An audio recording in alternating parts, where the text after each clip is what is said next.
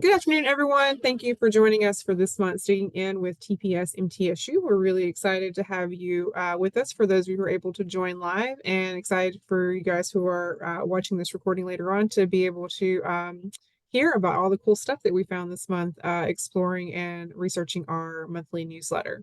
So a couple quick housekeeping things as we get rolling.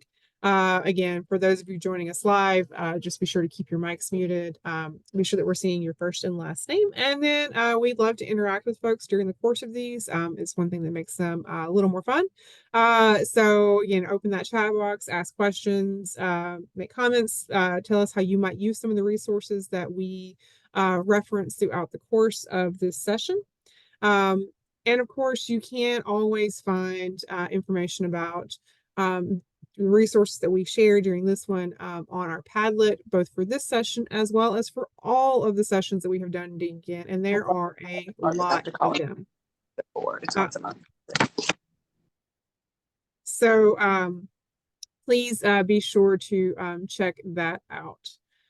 So let's go ahead and turn things over to Stacy, who's going to talk to us about our theme for this month. Thanks, Kira. Hey, everybody. So I am going to go to my screen and I'm going to maybe blow this up a little bit. There we go, the newsletter. So last month we covered the 1850s, and so we thought it would be interesting to fast forward a whole century and look at the 1950s back to back. And it actually is kind of interesting, shall I say, how many of the issues that we dealt with in the 1850s are still manifesting themselves in slightly different ways in the 1950s. But then, of course, the 1950s, so much of it is reacting to the different world order emerging after the World War II era of the 1940s. And so there's lots of really great resources on this and other websites. Now, of course, we're getting into time periods that are more and more in recent memory, which means that a lot of the primary sources that you'll find on the Library of Congress might be protected by copyright in such a way that you can't download larger JPEGs for them. And that can be frustrating. But we did find a lot of great stuff that you can just use right away in your classrooms, in your PowerPoints, and in your lessons. And so here they are. Now, first off, in the little theme blurb, there are usually links embedded. And so I just wanted to show you some of the links that I link to here, which are just kind of basic overviews of the 1950s. There is one from history.com, which is the first one.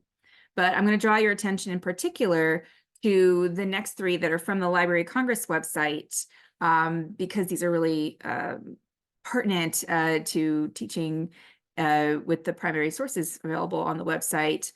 And so the first one is from the U.S. History Primary Source Timeline from the teachers page. And it's the post-war United States, 1945 to 1968. And so it's not just the 1950s, it's that kind of longer period of the post-war world. And so this is where you can look at these different kind of subtopics. And so if you click on one of them, one thing I like about the primary source timeline is it gives you a nice short kind of contextual introduction, which is the kind of thing that you could put in front of your high school students at least and have them read it. It'd be a good way to kind of delve a bit more into detail than what your textbook probably offers. But then the other sections have primary source documents, right there underneath that. So they're like illustrated. So you can go to some of them right away just from the primary source timeline list at the bottom of each of these sections. Another couple links I want to bring your attention to. is that sometimes you can find really great stuff within the blogs. Now, there is a blog that most of you are probably already familiar with on the Library of Congress, which is Teaching with Primary Sources, or Teaching with the Library of Congress is the teachers page blog. But there are a lot of other blogs from other divisions at the library, including this one from the American Folklife Center. And so this is a blog about coffee houses as being like the setting for a lot of this counterculture to emerge in the 50s and then in the 60s. And so this is a really nice kind of essay about that, kind of starting with the history of coffee houses as a social phenomenon, in an earlier period, and then the effect that they had on the emergence of this kind of literary culture, music culture, youth culture in post-war America. And it's quite detailed, actually.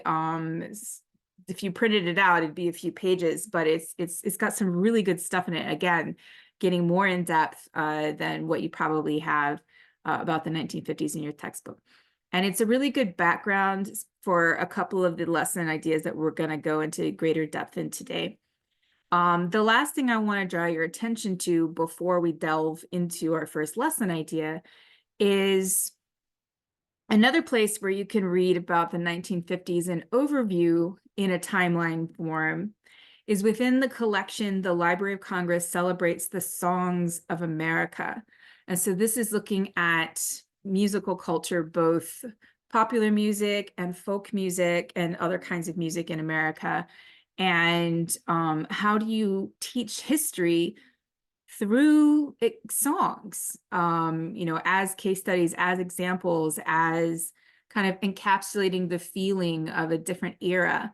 And so if you're interested in doing that at all, then they've got these kind of listed for you with some, what's going on in the news at the same time. So you can kind of be like, okay, so maybe this is responding to this part of the Cold War, and this is responding to, kind of multicultural kinds of influences. And so if you were to click on any of these, then you would get to, maybe a biography with some information about that person. Or if you click on the song, you would get to, well, this is not a recording of the song. This is a description of this. Oh, that's because it's not a song. This is okay, it is a song. Okay, I'm sorry. Bad example. But some of these will have links to actual sound recordings. But the American Folklife Center collections are not necessarily available all digitized, and so they might be kind of just like snippets and not full songs. Okay, so those are the ones I wanted to start off with showing you. And if we go back to the newsletter, we're going to look at the Beat Generation and 1950s media, and then Kira's going to start us off with the Civil Rights Congress. There is an additional lesson idea on the murder of Emmett Till that we're not going to feature today in the webinar, but make sure that you check that out for all the great primary sources that go with that. And then on page 4, of course, we always have additional, not just primary sources, but also within the blurbs, links to other resources. And there are some additional lesson ideas and things we've created a long time ago that we link into these blurbs, so that if you're interested in teaching, for instance, McCarthyism, there is, a multiple perspectives lesson that we've done on that in the past. So you can just follow the link there. And then I love how one of these is a very local Tennessee history-based one, looking at the political makeup of our senatorial, whatever you call that, the senatorial, our Delegation. Thank you, delegation. Yeah. All right, that's a sign that I need to turn things over to Kira. All right, so I'm going to talk a little bit about the Civil Rights Congress, an organization that you may never have heard of, and Cold War politics. And so when we started talking about doing the 1950s, I knew right off that I wanted to explore something in that genre, largely because ever since I was in grad school and I read this book by Carol Anderson called Eyes Off the Prize, I have been fascinated by the intersection between Cold War politics and civil rights movement. If you've never read the book, I highly recommend it. It is about the NAACP and things that were happening during the course of the writing of the United Nations Declaration of Human Rights. So it's a fascinating read. So anyway, I started looking again, what are some stories that maybe I could pull out to focus on for our lesson idea? And I ran across information about this organization called the Civil Rights Congress. They formed in 1946. It was really a merger of three other organizations, all of who had ties to the Communist Party USA. And if you look for kind of these intersections, you'll see that the Communist Party USA had long tried to build inroads with the African community in the United States, going back to, prior to the Scottsboro 9 case. In fact, that's a great one to look at because they were very vocal in defense of the Scottsboro 9 and again, using that as a way to make inroads and build support in the African American community. With this organization in particular, they really concentrated on legal defense and mass political action on behalf of what they termed victims of legal frame-ups. Really they are pretty influential for a short window of time. Short window. So the organization only lasts for 10 years, 1946 to 1956. But during that time, they were very active in African American civil rights, and they were also active in civil liberties in the labor movement, especially the more radical aspects of the labor movement. And a lot of their tactics, again, while it's a short-lived organization, their tactics that they used during that period, we see later on and are very influential for later civil rights organizations in the later 50s into the 60s and 70s. And so I think in that way we can see their long-term impact. And they are one of the first to expose American racism in the international arena and try to connect it to Cold War foreign policy in the decolonizing world. And when we think about this topic, I think it's important for students to again think about the broader context. It's important that they understand what is happening in that post-World War II era as this kind of realignment. So you've got the Cold War stuff going on between the United States and the USSR. And it's important to kind of understand that piece of it. But it's also important to understand the decolonization movement that's happening in Africa and in South Asia. And just understand how that is playing into some of the Cold War elements of it as well. So for this lesson activity, we really start, I think, again, it's important to get a little understanding of the United Nations. And so I link to their page about the Declaration of Human Rights. I think it's cool to, remind students or maybe teach them if they haven't already aware of this, that, Eleanor Roosevelt is very, very important into the writing and development of the Declaration of Human Rights. She actually is the one who chaired the committee that drafted this. And so again, the US and Eleanor Roosevelt in particular had a lot of influence on this document. And you might, again, it's a long piece, so students probably are not going to look at the whole thing. So you might pick out just a couple of elements. I would look at probably Articles 1, 2, and 7. That might be three good ones to kind of look at. So here we see in Article 1, all human beings are born free and equal in dignity and rights. That's how that one starts. We see in Article 2, everyone is entitled to all of the rights and freedoms set forth in this declaration without distinction of any kind, such as race, color, sex, language, religion, political or other opinion, national or social origin, property, birth, or other status. And then Article 7, all are equal before the law and are entitled without any discrimination to equal protection of the law. And so you might ask students, within this language that we've looked at for these three, do we see any similarities to documents in the US? So you might think about, are there any similarities to the Declaration of Independence? Are there any similarities in language into the Bill of Rights? Definitely some connections there with the 14th Amendment that you could bring up. And so, again, thinking about this, you could also get into the UN's genocide conventions, and of course thinking about how the world is still coping with all of this coming out about the Holocaust and what happened during World War II. So the Civil Rights Congress, in their effort to internationalize things, actually does a report titled "We Charge Genocide." And I found this really cool site that the University of Washington has on their website that documents this report that they did, where in which the Civil Rights Congress in 1951 documented 152 incidents, largely in the Southeast, but across the country, of the lynchings of Black men and women by police and by mobs between 1945 and 1951. And they presented this document to the UN in Paris in December of 1951, charging that the US was in violation of the UN Genocide Conventions. So you could have students to, again, maybe spend a little time here at this site. There's a really interesting story map that looks at some of the different incidents that they reported in there. There are 4 from Tennessee that were included, including the Columbia race riots. There is, and then you could have them read a section from this. I think it's a longer document, so they're not going to read the whole thing. There is a short passage that I've recommended in the lesson idea. It starts in the introduction on Roman numeral 12. It says, "Here we present the documented crimes of federal and state and municipal governments in the United States of America, the dominant nation in the United Nations, against 15 million of its own nationals, the Negro people of the United States. These crimes are of the gravest concern to mankind. The General Assembly of the United Nations, by reason of the United Nations Charter and the Genocide Convention itself, is invested with power to receive this indictment and act on it."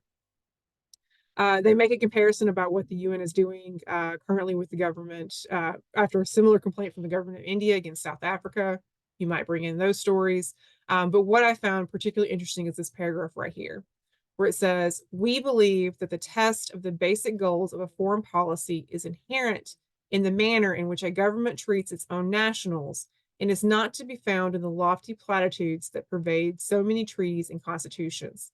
The essence lies not in the form, but rather in the substance." And I think that's a really, again, it's a powerful statement, right? It's like, the foreign policy of the US, what we say here, what we say in treaties is all fine and well, but how are we treating the people in our country? And again, with so much of this, you'll see, how are we treating the people in our country who look like the people in some of these other places that are becoming newly independent, newly sovereign, and places where there are proxy wars happening as part of the larger Cold War struggles. So you have those, that piece that you get into. I've also, in the lesson idea, I found a couple of other really cool sources that I think speak to this connection that they are trying to do to internationalize the civil rights issues. One is a letter and then a pamphlet that is in the Mary Church Terrell papers. They were multiple correspondence that I found in her papers from the Civil Rights Congress to her to get her to be part of some of their campaigns.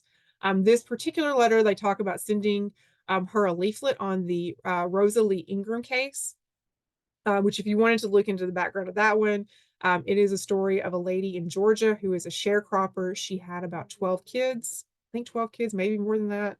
And her and a white neighbor have a conflict because there were some of her animals in his field. And he confronts her with a rifle. There is a scuffle that takes place, and he dies. Her and 2 or 3 of her sons are charged with his murder. They say that it was in self-defense, that he attacked Rosalie Ingram, that he hit her with his rifle. And then in the course of them trying to get the rifle away from him, he died. So Civil Rights Congress is very, very vocal in trying to advocate for her and her sons to get out of prison because they are actually found guilty. Well, it's probably not surprising in Georgia. Very, very quickly, they had legal defense that happened the day before is when they actually got an attorney, the day before the trial, and then they're sentenced to death. Between the Civil Rights Congress and the NAACP, they are able to get their sentence commuted to life in prison, and then it is not until about 1959 that they are ever actually released. But it is through ongoing, constant national publicity around their case. And so here we see again this letter where they're talking about that. And it says in the letter The continued imprisonment of Ms. Rosalie Ingram violates the Universal Declaration of Human Rights, as well as the American Declaration of the Rights and Duties of Man, as set forth in a document that the U.S. signed in 1948. And then it goes on to say, it is my opinion that we have not made enough of these international agreements in the fight against the violation of constitutional liberties and human rights in our own country. So again, physically stating, like, we have to make more of, like, again, what the U.S. is saying in foreign policy and these international agreements as we make a case for what's happening here. And again, I think you could, probably also draw some parallels to the Double V campaign. It also ends, again, talking about, I shall argue very vehemently for the invoking of the American Declaration of Rights and Duties in the fight to restore Paul Robeson and Du Bois's, as well as others' passport rights. Because the U.S. government loved to revoke passport rights for anyone they thought was a little commie, and was also vocal about things that were happening in the United States at that time that they thought were embarrassing.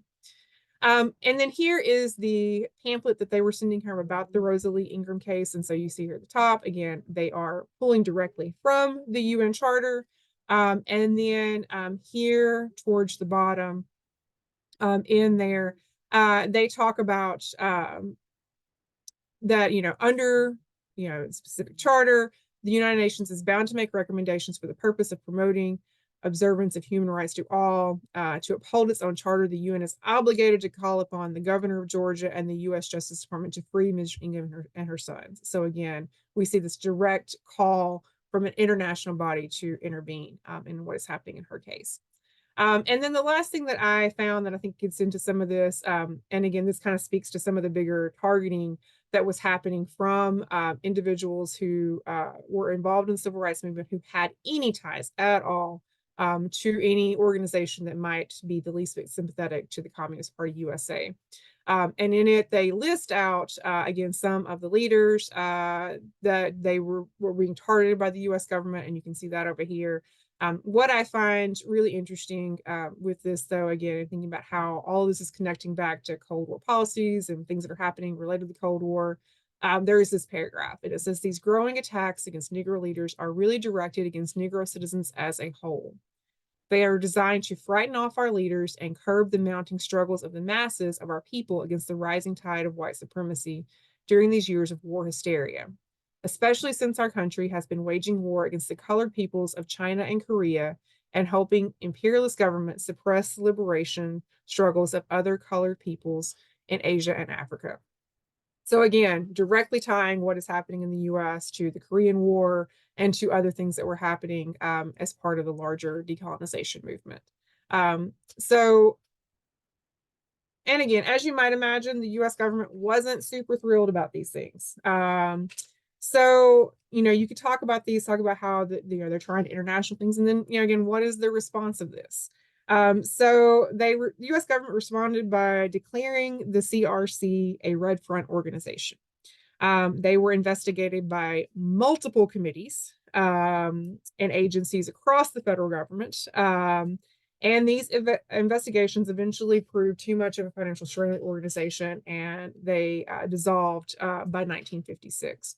I linked to one article that again kind of speaks to a little bit of this as an example. This is one committee. This is the House Committee on Lobbying, I believe. Yeah, House Lobby Investigating Committee, in which they are trying to get the CRC to submit records. The CRC is blocking that because, like a lot of your common pattern, they would usually ask for membership records, basically who is funding your organization, where's your money going, and they were blocking this. And so you can see in this article, it talks about, again, why, this ongoing debate that's happening there with this committee and how that the CRC is trying to block their efforts. I thought it was interesting here towards the bottom of this, George Marshall, who is another individual in leadership in the CRC, mentions he is already serving a jail term for contempt for the House Un-American Activities Committee. So again, another committee that was definitely looking at the CRC. Again, short-lived organization, but I think what maybe would be interesting for students is to think about what are some of the positive and negative impacts of the CRC on the larger movement. Again, this effort to internationalize the quest to bring publicity, to bring awareness of what is happening in Jim Crow America. what was the impact of that? And again, there are positives and negatives. You could definitely bring in some comparisons to what SNCC does later on with some of their international work. Black Panthers definitely would be another organization that you could bring in some of that connections as well. And then you could also look at again at just all of the ways that civil rights leaders, even very mainstream leaders like Martin Luther King Jr., were accused of being sympathetic to communism. And again, part of that connects back to some of these stories as well. And so I think you could dig into a lot of that. So hopefully some of that's interesting and helpful for you. So I'm going to turn things over to Deja now.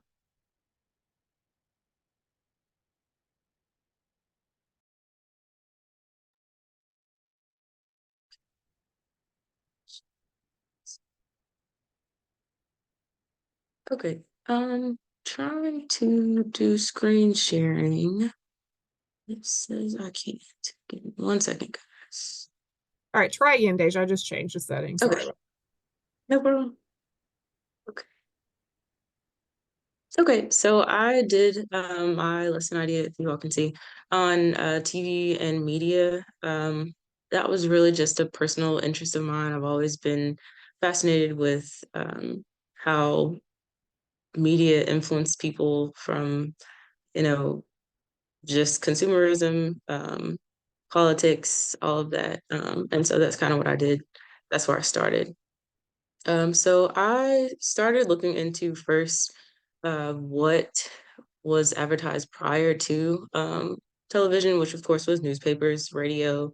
That was probably the most common means of getting information to the citizens. But when I did some research on Library of Congress, it talked about World War II, and following the end of that, there was just this huge boom in like the median household income.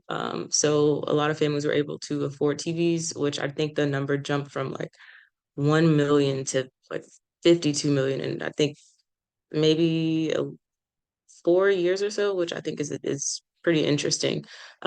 Which I think is pretty cool that how TV, it kind of allowed um, people, children, adults, all of that to have a much quicker and immediate connection to what was going on around in the world. Um, and it opened an entirely new market for like a visual advertisements. So I can slide this over. So here, um, I looked up kind of how televisions were advertised, first starting with we're appealing to children. And in the far right corner, it shows that it means more to a kid to get a television more than any sort of toy, book, anything that was being pushed at that time for children. Then the middle, also appealing to like the elegance, kind of like a desire a certain class reached once you can afford a TV, and then like a family appeal on the left, which I thought was pretty interesting. So they're going after taking multiple approaches in appealing to the American public.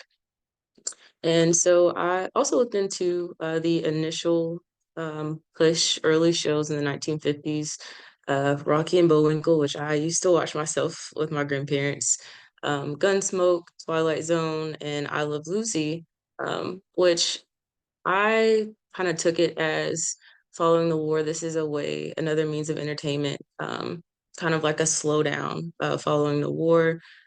People have more money, they're able to afford cars, there's more roads being built. So this all just kind of plays into, I think, especially shows like Gunsmoke and Rocky and Bullwinkle, kind of American pride, which I think is pretty interesting.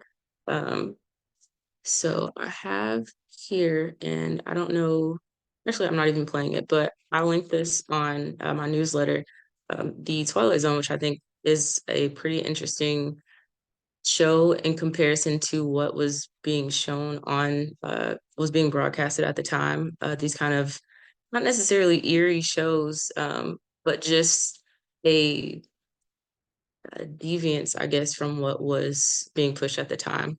So I think that would be a great investigation or way to dig in with students. And it's just, I think it's got like over quite a few episodes on this archive here. And Moving into politics, I looked on the Library of Congress, and it mentioned kind of apprehension among a lot of politicians, in fear that, you know, they could be easily swayed by what was being said, what was being pushed at the time by opponents, specifically JFK. If on here, right on, oh, uh-oh, I think it's gone. Um, right here. So he kind of wanted to reiterate to Americans that although there are now campaign ads being shown on television, their vote still matters. It's very important. This isn't kind of like a almost as if the value of their vote was it was devaluing the vote by having television ads on. And here, which I won't play the video, but it is linked in the newsletter, is Eisenhower does his inauguration, one of the first televised. I think that that kind of sparked, of course, normalization of videos and television into politics.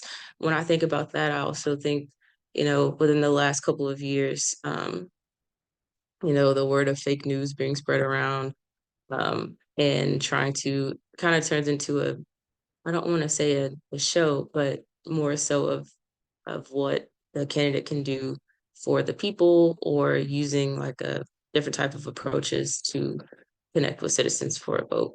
Um, here, this is also one of the first two TV shows, like news shows, also shown on or broadcasted on television, CBS Evening News and the Huntley Brinkley Report. Now, while those did feature like news stories, breaking news, it did also have start this introduction of like interviews and connecting people with like celebrities, basically having a more making citizens more connected with their country and what was going on at the time. And I also was very interested in the rise of consumerism. While there were um, ads in newspapers, little jingles on the radio prior to, um, the visuals of like toys, cleaning supplies appealing to housewives, children, the kitchen, the Coca-Cola, which I think is pretty cool, um, kind of changed how we, I mean, obviously consume, but it to me, it put more of like at ease, or let me make sure I'm saying this correctly. It was more of like a push towards like a leisurely life, over what was being pushed prior to World War II. Um, here, in the exhibitions for Library of Congress, there's a Hope for America, which kind of talks about the beginnings of like TV entertainment. Um, and here, as I've got it, there's a letter or and talks about like censorship and stuff like that. I think it television was also a way American for Americans to be pushed with ideals, kind of like the I Love Lucy show. They slept in separate beds, so they didn't want to show that to families, which I thought was pretty interesting. But overall, I think that television and media is a great way to show students really how far TV and advertising has come and how that affects all aspects of life, whether that's pushing back then prejudices and stereotypes and stuff like that to now like a change or a shift in in entertainment as well. So yeah, and that's my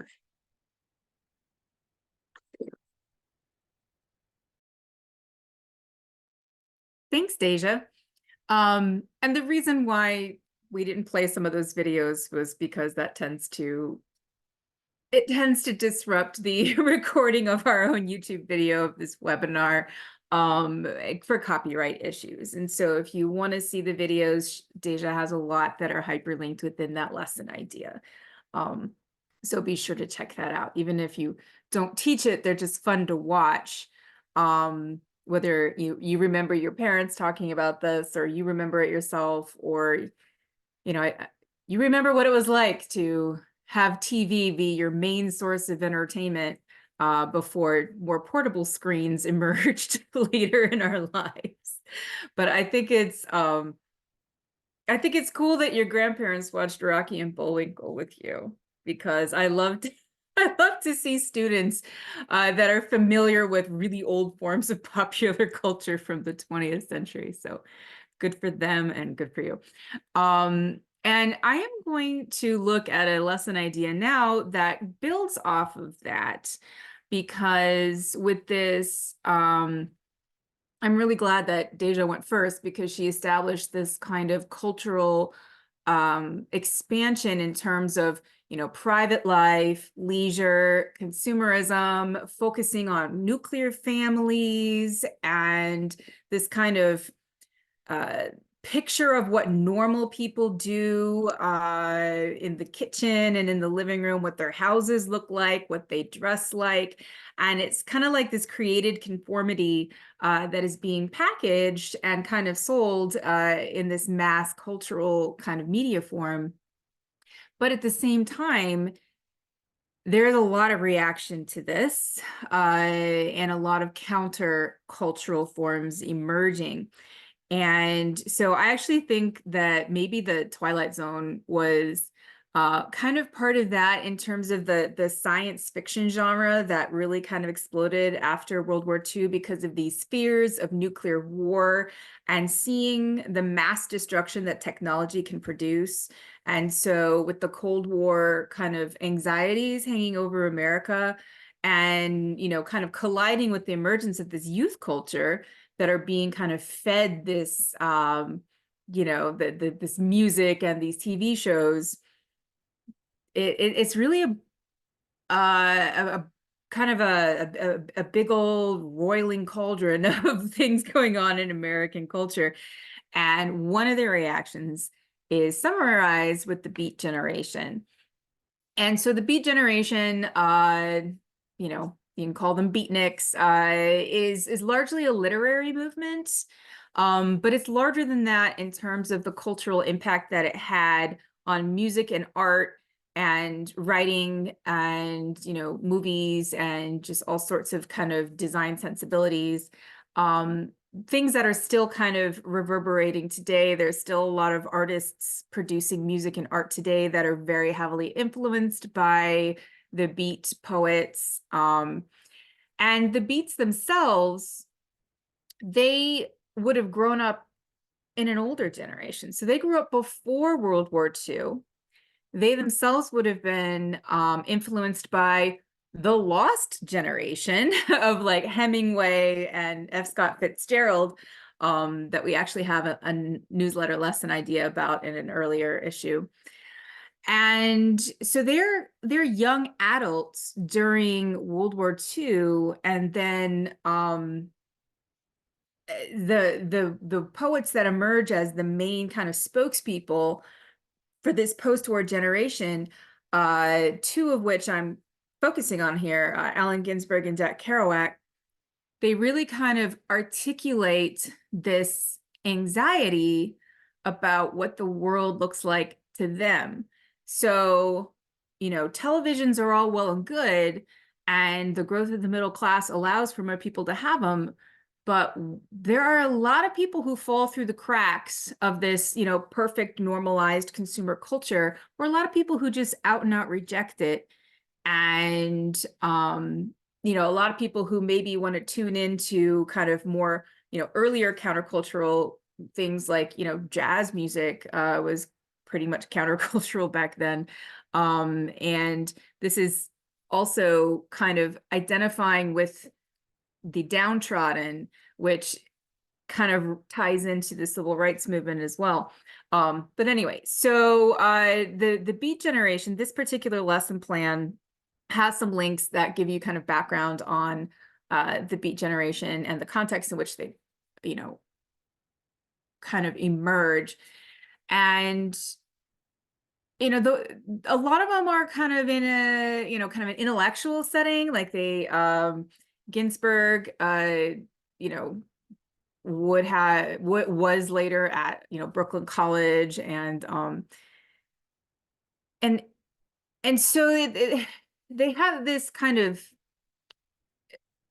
this combination of being cerebral and then talking very much in a kind of down to earth way, using informal language, kind of speaking almost in code to the people of their age and generation, being expressed in these literary forms that's kind of changing what it even means. What does a poem look like? What does a novel sound like? Kind of using, really the cadences of the language. It seemed very vulgar to a lot of people from polite society at the time, and that actually got Allen Ginsberg into some trouble. So Allen Ginsberg, I'm going to just show you where some of these links go. There's a bio of him, a very short one on the Library of Congress. There's also some links to where when he's an old man, he actually goes to the Library of Congress and reads aloud from some of his poems. And then like it links to a bibliography, but you can see a picture of him here with this big black bushy beard. That was kind of his trademark, and he looks a little crazy when you see him like this, but he just really cultivated that kind of non-conventional looking person. And so his most so you can see he was a professor, and he had all these literary accolades to his name, but at the same time his poetry resonated with the down and out. And we're going to look at an excerpt from his most famous poem, Howl, in just a sec. So Howl is not on the Library of Congress website, and it was written in 1956, and it became popular among kind of the literary set at first, but it didn't become more recognized in mainstream American culture until it was actually the target of an obscenity trial in 1957, where the publisher, City Lights of San Francisco, was ransacked, and a bunch of these copies were confiscated. And then there was this big court case where a bunch of literary critics had to come in and argue to the judge that, no, actually, this poem has a lot of literary merit. And the judge actually ruled in Ginsberg's favor. And so that brought in these questions of free speech, which, Kira and Deja touched on before. And so this is a different kind of new media format that's like challenging that in this kind of, what are we going to accept?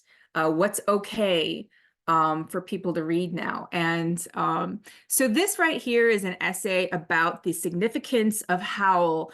Every time a work of art is added to the National Registry at the Library of Congress, somebody at the library writes a cool contextual essay about it. And so if you can find these PDFs on the library's website, they're fantastic resources. Just print them out and make yourself a binder. I can't tell you how many of them I've used. So this is a really good, just 2-page essay on the historical significance of Howl. Okay, and so to get to Howl, though, I'm using the Poetry Foundation's website because it is under copyright protection. And I'll show you where you can get those excerpts in just a second.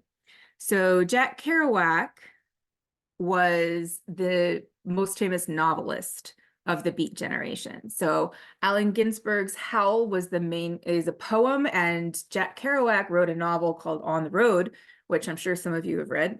And these two together were the most famous works of literature from this particular genre, and they just influenced so many things afterwards. Now, they're also highlighted on the Library of Congress's exhibition, Books That Shaped America. So if you click on the 1950s, you'll see several different books with little blurbs about why they are significant to American culture. So this lesson idea links to both Howl and On the Road. So Howl from 1956 and On the Road from 1957.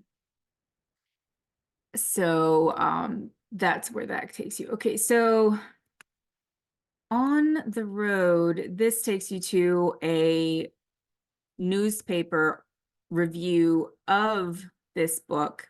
And what I like about this, describing On the Road is about these bohemian types who go on this road trip across America and just kind of live this life of freedom. And when I say freedom, I mean like they have no money, they have like, they just go to wild parties and they like, sleep under the stars. And it's not necessarily a deluxe vacation or anything like that, but it really encapsulates what America even means, what America is, what it symbolizes, what freedom allows.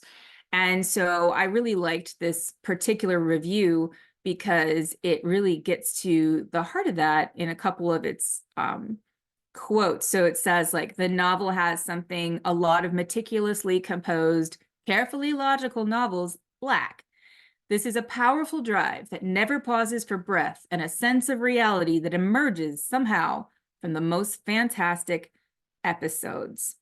And then when he's talking about Sal, who's the antagonist, it says he, follows him through trips from coast to coast and his pauses in various cities. We come to feel something of the rich diversity, the infinite possibilities of a continent like ours. And so just the way that these serve as kind of windows into a different way of looking at American life and America as kind of as this idea of how does the American dream look different to people, who are not part of the mainstream culture. So, all right. Now, getting to the actual excerpts themselves. Now, I have, this is asks you to separate students into 4 groups. And so there's 4 excerpts from each of those different works of literature. And then there are 4 newspaper clippings that are just kind of giving you some positive and some negative views of, other people talking about the beats. So that's talking about perceptions. But I'm just going to focus on these excerpts. Now, I created this worksheet because Howl being under copyright, I didn't want to copy any of that and put it into, I didn't want to copy any of the words into any of our stuff because, I'm just going to respect the copyright on that. So this is why there's kind of it's not as convoluted as it looks, instructions that takes you to where you can find this poem on the Poetry Foundation. And then you just click Control F on your screen. And then you find, I read the whole poem. It's really, really long. And then I picked 4 different passages that I thought would be really vivid. The whole thing is vivid. But I'm going to talk a bit more about that in a second. The On the Road passages are from they're little blurbs from this exhibit that the Library of Congress did.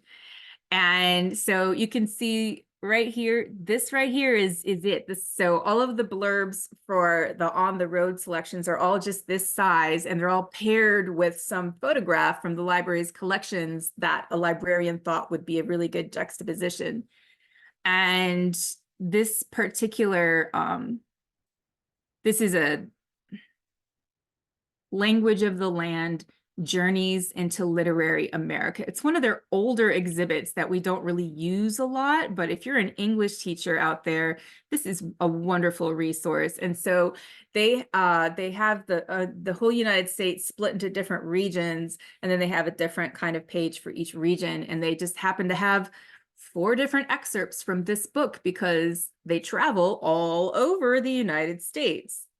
So they hit each one of these regions. So I'm just going to read this real quick. So in America, when the sun goes down and I sit on the old broken down river pier watching the long, long skies over New Jersey and sense all that raw land that rolls in one unbelievable huge bulge over to the West Coast and all that road going, all the people dreaming in the immensity of it. And that's not even the end of that sentence. So in a way, he's really playing with what even mainstream grammar is here, and he's writing using words that people actually speak with, and he's giving this sense of wonder and immensity to the experience of just going out there and you know, exposing yourself to America. And it's very evocative in terms of the landscapes that he sees and the places and the people. And he's not talking about the history or anything like that. This is like a snapshot of America, and it just, yeah.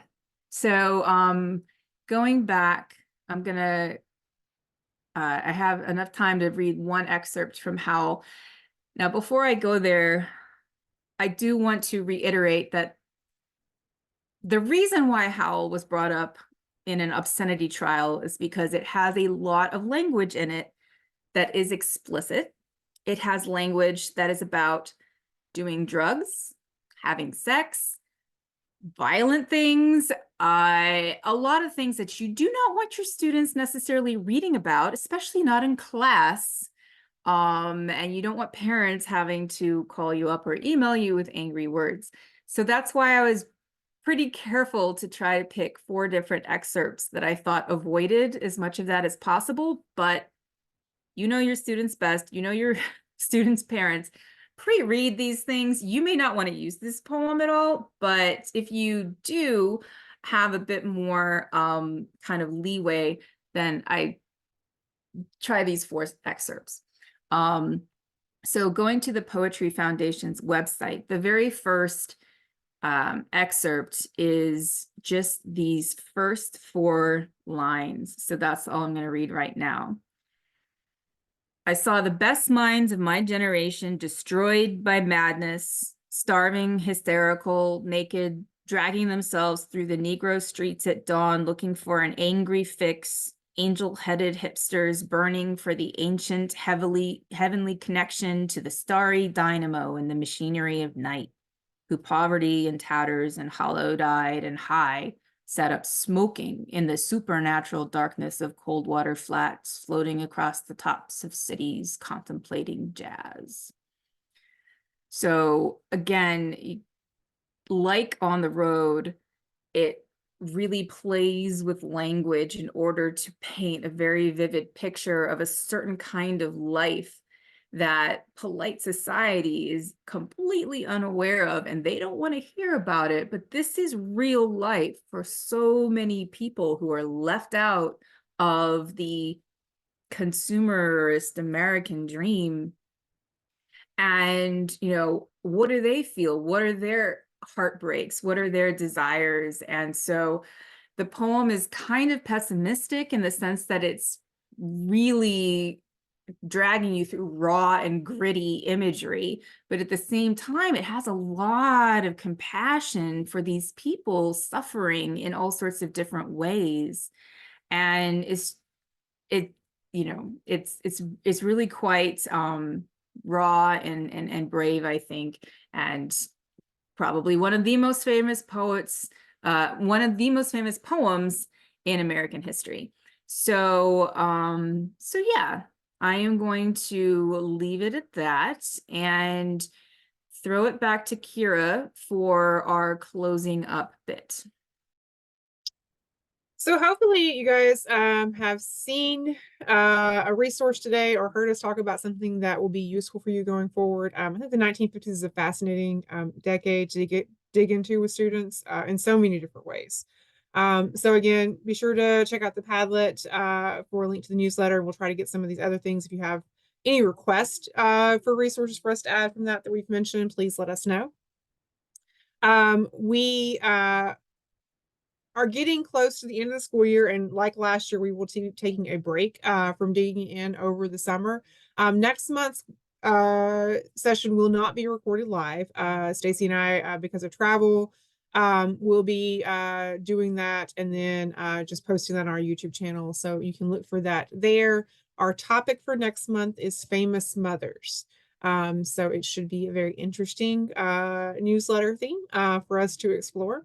If you're interested in getting PD credit for participating today or for watching this recording, you can use the link here or the QR code to access the survey. And as always, we generate these certificates by manually. So give me a week. Once you have completed them, I usually try to check the survey forms about once a week to send those out.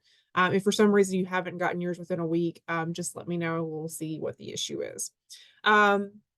We have several in-person workshops that are coming up over the summer. So if you're looking for in-person PD opportunities, check out our upcoming workshops page on the TPS-MTSU website. And you can find information about those, as well as a couple of the ones that we have coming up before the end of the school year. We're doing one in Memphis and one in Knoxville, both before the end of the school year. So again, if you have any questions, for those of you who are with us live, stick around after we've stopped the recording, and we'll be happy to talk with you. Otherwise, thank you guys so much, and we look forward to seeing you again very soon.